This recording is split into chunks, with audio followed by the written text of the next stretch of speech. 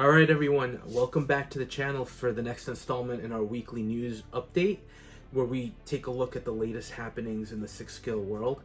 And there have been a couple big ones this week. One of them is a topic I haven't really touched on a little bit because I was kind of waiting for the promo shots, but I've been following.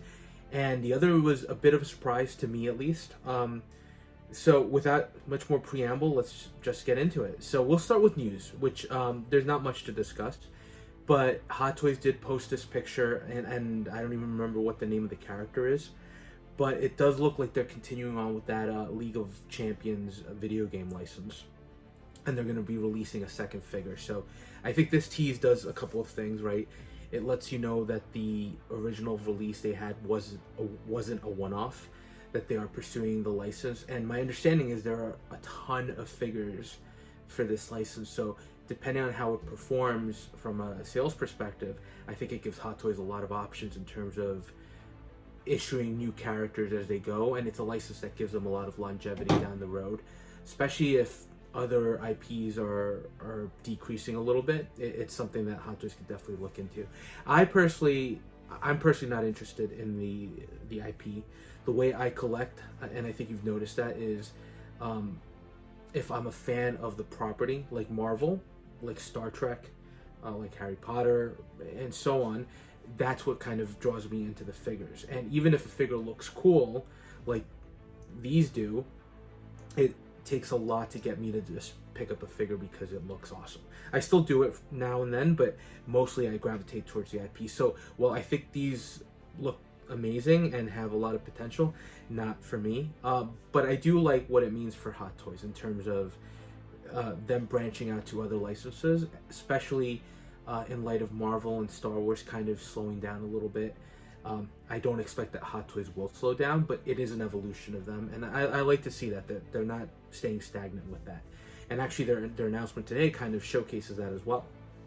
So with that little bit of news out of the way, let's jump into announcements. And there are two. One of them is going to be an announcement, more of a follow-up with actual prototype pictures. But the first one that was surprising by Hot Toys is the Delorean Mark III from Back to the Future Part 3. So they've teased this before. We've seen it numerous times. We've seen it teased with the Back to the Future 3 figures, and it's here now, right? So that was a surprise. Should it have been a surprise? Maybe not. Maybe I should have given Hot Toys the benefit of the doubt and expected that they were going to do this, because they've already done the ones from the original and from the sequel. So it's not much of a surprise in that sense. But sometimes with Hot Toys, you just don't know, right? There are those moments when you think you know what they're going to do, and there are moments when they just come out of nowhere and surprise you. Them coming out at the start of the year with this vehicle for pre-order announcement was a bit of a surprise for me. Now, thinking back, should it be a surprise? Maybe not. But let's look at what we're getting here, and it looks phenomenal. If you watch my top disappointments of the year, the Delorean is in that from Back to the Future Part 2, exclusively and only because of the QA/QC issues with the hover conversion mode. The benefit here to this vehicle is you don't have that. So ideally, there won't be any of those situations where the axles are broken because you're not pulling on a mechanism. You're just swapping tires between the nice bigger kind of all-terrain white tires with the red rim, and then the tracks.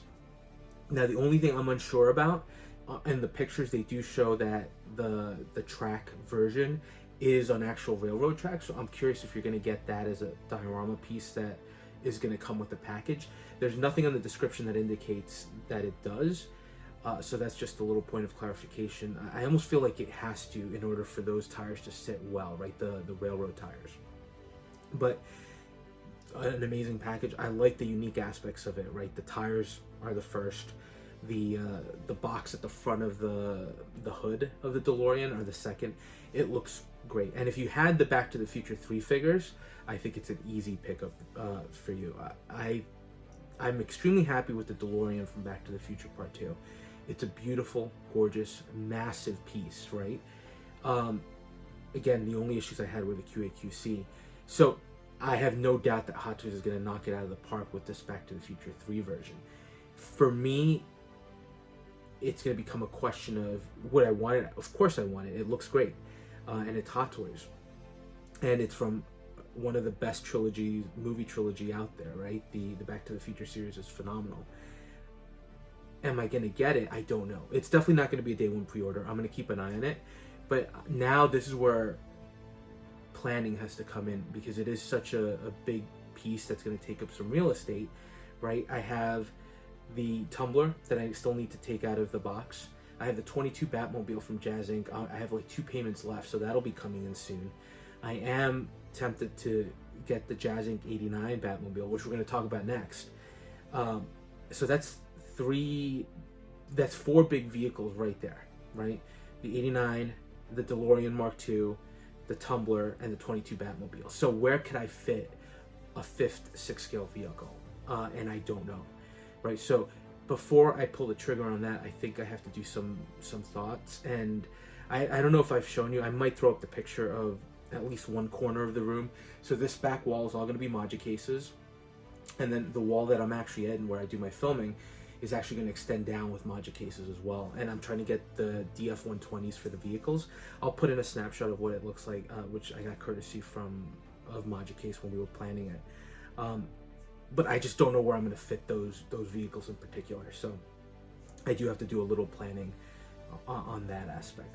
As far as the vehicle, it looks gorgeous. I think it's a great announcement from Hot Toys. Again, taking them away from the standard Marvel, Star Wars, and DC IP, it's nice to see kind of a variety and such a big piece. This one, I would be surprised, and hopefully it's not the case, but I would be surprised if there are any major quality control issues with this one, because it's a simpler release. Cost-wise, you could even see it's retailing about $30 less than the original Back to the Future Part 2 vehicle. I think the original one was cheaper at $600, but that's inflation for you. But it's a great looking product, and I think a nice way to cap that Back to the Future series. So definitely an exciting announcement by Hot Toys, and one that was a little bit unexpected. Now, that brings us to the next announcement, or the next bit of pictures I want to talk about, which is the 89 Batmobile from Jazz Inc. I've been following the development of this vehicle for a while, and of course we all know Hot Toys reissued or put up their reissue. I don't think it's a 2.0 at all, right? There don't seem to be any changes, so it's a reissue of their own version of the Batmobile. Jazz Inc. has been going on and on about how theirs is going to be much more accurate from a size perspective, and looking at these promo pics from their actual first full prototype, it's hard not to be impressed. And I know that some people question the Jazz Inc. quality. I myself have the Vulture from Jazz Inc., right? And I did a quick check to make sure everything was fine, but I never fully unboxed it. So I should do an unboxing of that one, because I think it'll be informative to anybody, and it'll be informative to me in terms of the quality. But I was pretty happy with that. The wings for the Vulture were great. The limited posability was a little bit of an issue, but I'm still happy that I have that. And I have the 22 Batmobile. Again, I'm almost done paying that one off, so that'll be here imminently.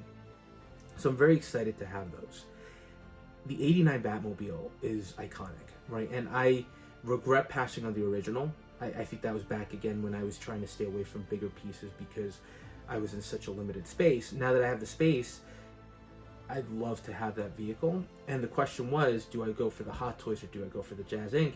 And I'm one of those people that, even though I do like what Jazz Inc is showing, I hadn't seen a full prototype. And I do think that the later batches from Jazz Inc seem to have a lot of the kinks ironed out, so I wanted to wait.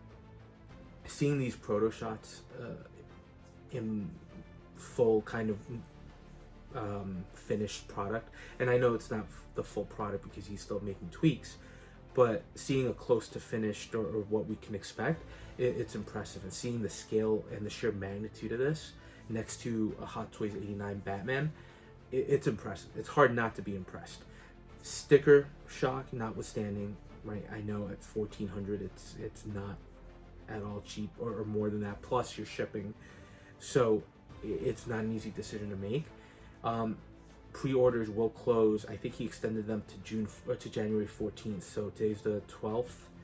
So you've got you have a few 2 days to make your decision before you jump on a pre-order wait list.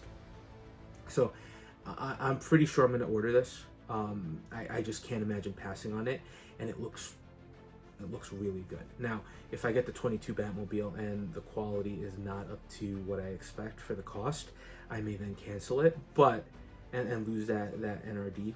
But I don't know that I could take the chance on passing on this. It just looks phenomenal, and I think whatever you think of the final products, at least you have to give Jazz Inc. a lot of credit for the work they've put into this. In terms of, you can feel that there's a passion for this vehicle, and I think it's translating to the entire production or lead up to production. And I think it's easily, I think Yost has been saying that this is the biggest seller he's had ever, and I'm not surprised, right? It's an iconic vehicle. It looks phenomenal. So I think kudos to him. I think the prototype turned out great, and if this is what we can expect, or even something improved from this, I think we're all in for a huge treat if we do order this piece. So for announcements this week, I know this wasn't an announcement, but this is the first time we're actually seeing these prototype pictures in full glory. So it almost feels like an announcement of the vehicle. It's impressive. And again, something that if you're a fan of the movie, right, and that's key too, and if you are willing to invest the amount of money that it requires to get it, it's an option, right? There is still the Hot Toys option. I know a lot of people are saying, oh, it's smaller, and it is, right? It's appreciably smaller, and the detail work might not be the same, but there's another option there that's cheaper if you do want that vehicle. And trust me, I was hovering between the two. Do I go Hot Toys? Do I go Jazz Inc? But seeing this Jazz Inc prototype, it's hard not to pull the trigger on that one. Will I regret it? Hopefully not. And hopefully the 22 Batmobile, when I get it, is going to be an indication that of what we're going to get with the 89. So definitely an exciting time. And it's awesome that we're getting essentially all these 6-scale vehicles. Although for me, that might be the end of it. I don't know that there's any other 6-scale vehicle that would tempt me, to be honest. Maybe some Star Wars vehicles, but as a Marvel collector, there's no real Marvel vehicle out there. So this might be it for me in terms of bigger pieces, which is something I can appreciate and something that I'm actually kind of happy with. Now, as far as releases, the big release for me is Morbius from the Morbius movie. This was a surprise. I think a lot of people, including myself, did not expect that Hot Toys was going to do a Morbius figure. The movie was critically panned. Fans did not like it, right? Fans thought it was a horrible movie. I watched it, and look, I'm not going to say it was horrendous, because I don't think it was. I'm also not going to sit here and tell you it was top tier comic book or movie in general, because it wasn't, right? It was entertaining, mildly entertaining. If anything, it reminds me almost of the older 90s comic book movies before there was a lot of attention that started being put to them, right? So it just seemed like a throwaway, like the Ben Affleck Daredevil, it seemed like more in that vein of film than in modern day DC or Marvel. So from that perspective, okay, I wasn't expecting them. The movie was a financial failure too, right? I don't think it made a lot of money. But Hot Toys decided to give us the figure. I ordered. This was a day one pre-order, because as a Marvel fan, as a Marvel collector, to have Morbius, when I am almost 100% sure that we are never going to get another Morbius again. Maybe a third-party company will go out there, but look, third-party hasn't even touched Namor, hasn't even touched some of the other Marvel characters, so are they really going to jump into Morbius? I doubt it. I could be wrong, but I doubt it. And then, is Hot Toys going to give us a Morbius 2.0? He might show up in the Sinister Six that's rumored from Sony, but so maybe from that, if the movie's good. But I think this could potentially be the only opportunity to have this character, and to kind of flesh out that Spidey villains line and Marvel villains line, or anti-hero as Morbius is often portrayed. there was just no doubt that I was going to pick him up. And I'm glad to see from the pictures that he turned out really, really great, right? I think he's a simple figure, right? He's a guy, again, in a suit, in a jacket with a black shirt, black pants, and boots. But what makes this figure is the sculpt and those hands, right? Hot Toys seems to have killed it, and I can't wait to have him in hand. So I'm really excited about that release, and it's a great way for Hot Toys to start the year with all these releases. So very exciting time. I think I'm curious what this means for 2024. I think Hot Toys is showing themselves to be a little unpredictable, as they were even last year with some of what they were showcasing. So I think everything is on the table at this point. Will they go back and do some figures that they never released that we thought were never going to release? I think it's a very real possibility at this point. Would they give us something else that's crazy, that's completely unexpected? Again, I wouldn't be surprised. Might they go back and do the BVS Batmobile? Who knows? I think what this is showing me is 2024, we're going to be in for quite a ride. So that was pretty much it. Not much to discuss, but what was there was pretty big, I think. And pretty exciting for us 6-scale collectors. So I think 2024 is going to be an exciting year. Let me know your thoughts on this. Let me know what you think about the Jazz Inc. Vehicle, the new Delorean, Morbius. I might be one of the only people that's super excited about Morbius, but I think he's going to be an awesome release. And let me know if there anything else that I missed. I didn't cover the Power Rangers. For you Power Rangers fans, it's a great time to be a fan. It looks like everybody's doing it 3.0 third party, so there are tons of options. I just was never a huge fan of the IP. I think I was a little too old when the Power Rangers started coming out, so I just missed that trend, which I'm happy about because my wallet is happy. So that's just why I didn't cover that. But let me know if there's anything else that you thought was interesting this week. And as always, thanks for watching. And if you are enjoying the content, please consider dropping a like, comment, or subscribing. And we'll touch base on the next video.